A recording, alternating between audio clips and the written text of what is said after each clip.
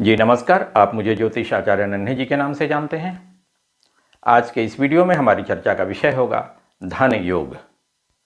जन्म कुंडली के माध्यम से व्यक्ति की आर्थिक स्थिति कैसी होगी, कैसी रहेगी, वह धनवान होगा, निर्धन होगा, कर्ज में डूबा होगा या आर्थिक स्थिति उसकी बहुत सुदृढ़ रहेगी, इसी संदर्भ में इस वीडियो में हम बात करेंगे। तो जब भी धन की स्थिति का पता लगाना होगा, जन्म कुंडली के दूसरे भाव को जरूर देखना होगा।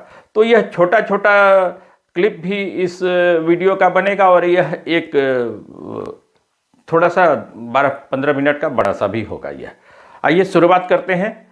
तो जब जन्म कुंडली के दूसरे भाव का स्वामी मजबूत स्थिति में होता है और वह जन्म कुंडली के दूसरे भाव में ही बैठा होता है, तब जातक प्रसिद्ध और धनवान होता है। लेकिन लग्नेश अगर कमजोर स्थिति में है तब धन प्राप्ति नहीं होगी। फिर अगर दूसरे भाव का स्वामी जन्म कुंडली में, नवांश कुंडली में 6ठे, 8वें या 12वें भाव में चला गया है, तब प्रसिद्धि तो होगी लेकिन धन नहीं होगा। जैसे यह देखा जाए, यहाँ जन्म कुंडली का दूसरे भाव का स्वामी शुक्र है, यहाँ यह पहला भाव, यह दूसरा भाव, यहाँ वृष राशि पड़ती है, वृष राशि के स्वामी शुक्र होते हैं। शुक्र जन्म कुंडली के दूसरे भाव में ही बैठे हुए हैं।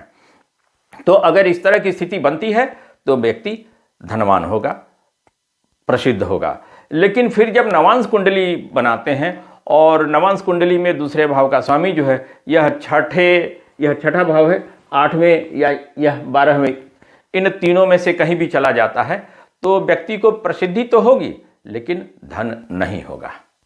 फिर आगे लिखता है, जन्म कुंडली के दूसरे भाव का स्वामी तीसरे भाव में, तीसरे भाव के स्वामी के साथ अगर बैठा होता है, जैसे यहां, तब आर्थिक मामलों में समृद्धि और सुधार होगा। छोटे भाई आर्थिक और अन्य प्रकार से मददगार बनेंगे।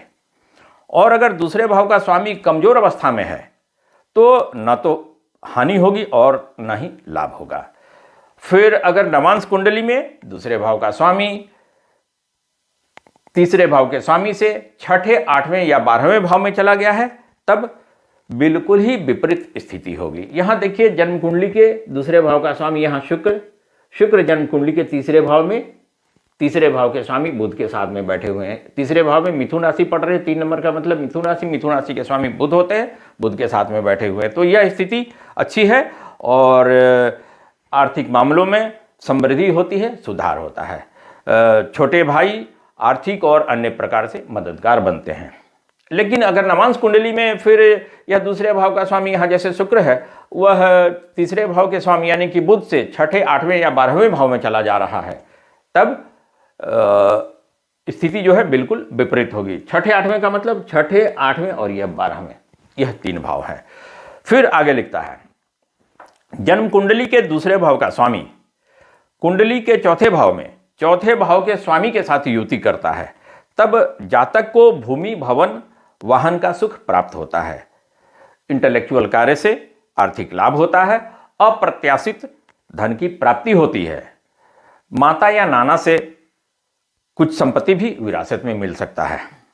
लेकिन अगर नवांश कुंडली में दूसरे भाव का स्वामी चौथे भाव के स्वामी से 6ठे, 8वें या 12वें भाव में चला गया है, तब कुछ भी लाभ प्राप्त नहीं होगा। अब देखिए, यहां दूसरे भाव का स्वामी शुक्र जो है जन्म कुंडली के चौथे भाव में, चौथे भाव के स्वामी चंद्रमा के साथ आ गए हैं।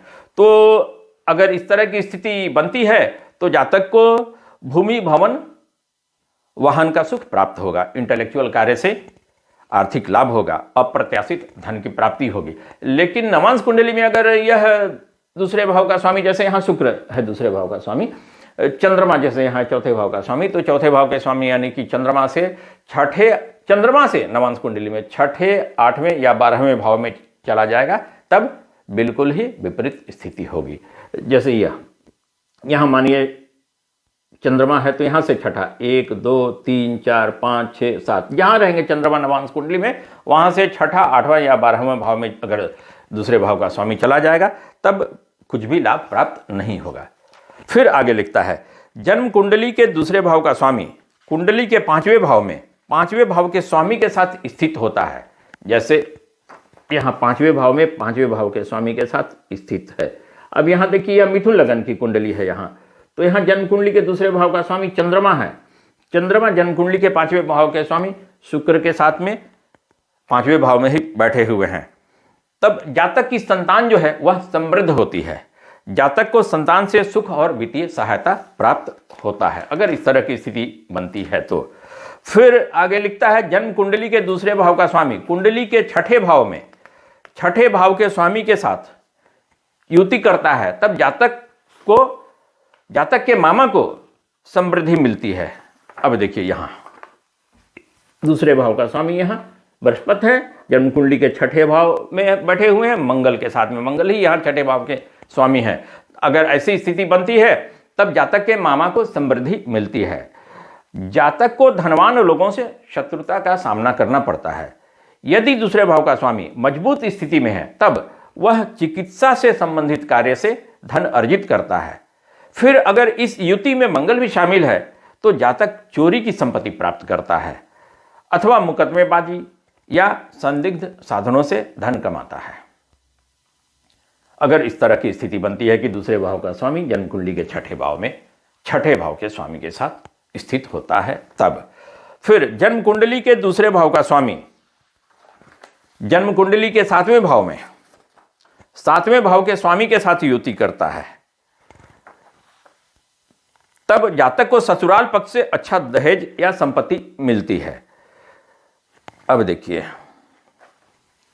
दूसरे भाव का स्वामी यहां बृहस्पति है। बृहस्पति जन्म कुंडली के सातवें भाव में बैठे हुए हैं। जहां नंबर 2 लिखा है वह जन्म कुंडली का सातवां भाव है।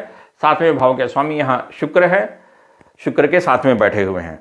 तब जातक को ससुराल पक्ष से अच्छा दहेज या संपत्ति मिलती है। जब सातवें भाव का स्वामी मार्केश प्रभाव में होता है तब उसकी दशा में जातक या उसकी पत्नी की मृत्यु का भय बना रहता है।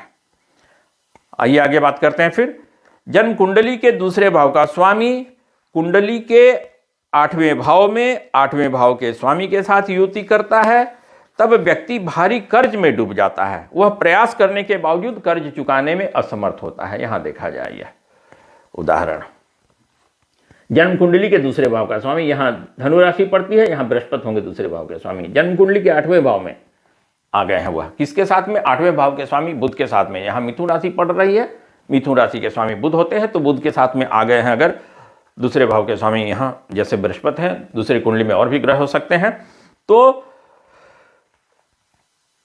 व्यक्ति भारी कर्ज में डूब जाता है। वह प्रयास करने के बावजूद कर्ज चुकाने में असमर्थ होता है।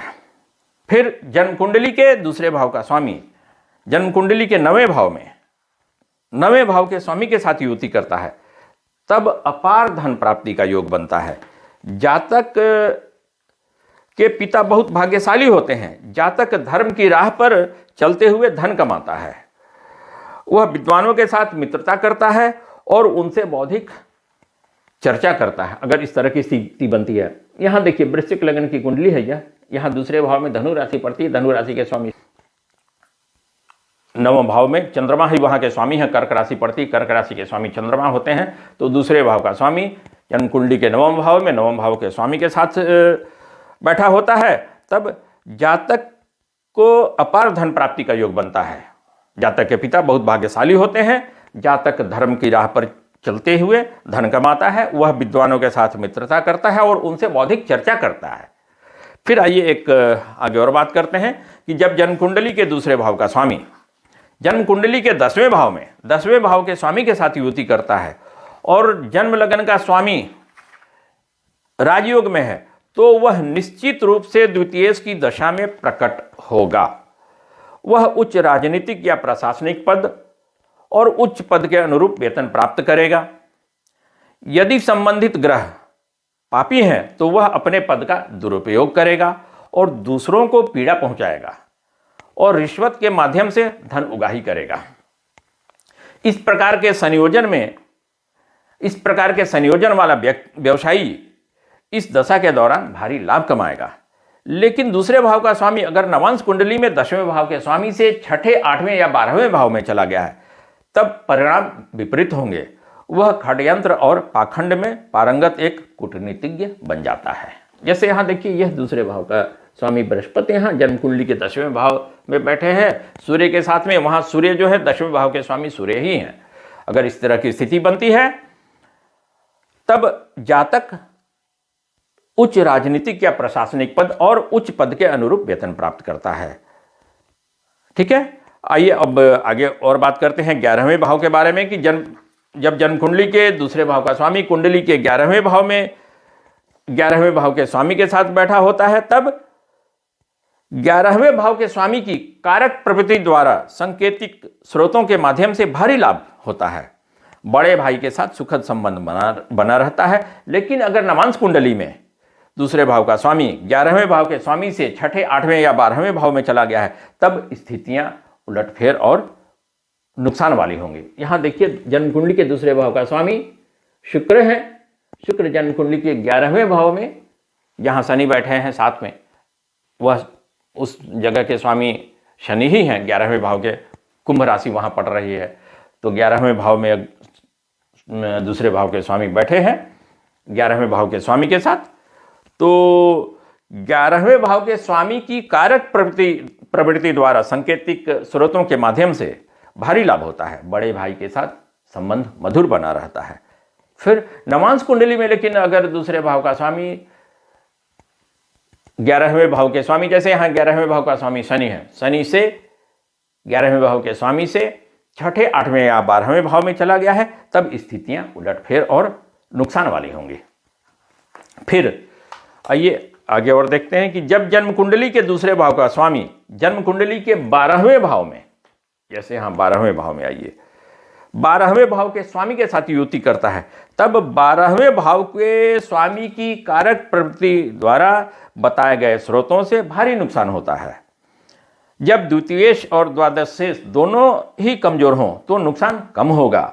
लेकिन अगर नवांश कुंडली में दूसरे भाव का स्वामी 12वें भाव के स्वामी से छठे, 8वें या 12वें भाव में चला गया है तब नुकसान की भविष्यवाणी नहीं की जा सकती है। यहां देखा जाए, यहां जन्म कुंडली के दूसरे भाव का स्वामी शुक्र है। शुक्र 12वें भाव में है बैठे हुए बृहस्पति के साथ में। 12वें भाव के स्वामी यहां इस कुंडली में बृहस्पति पढ़ रहे हैं।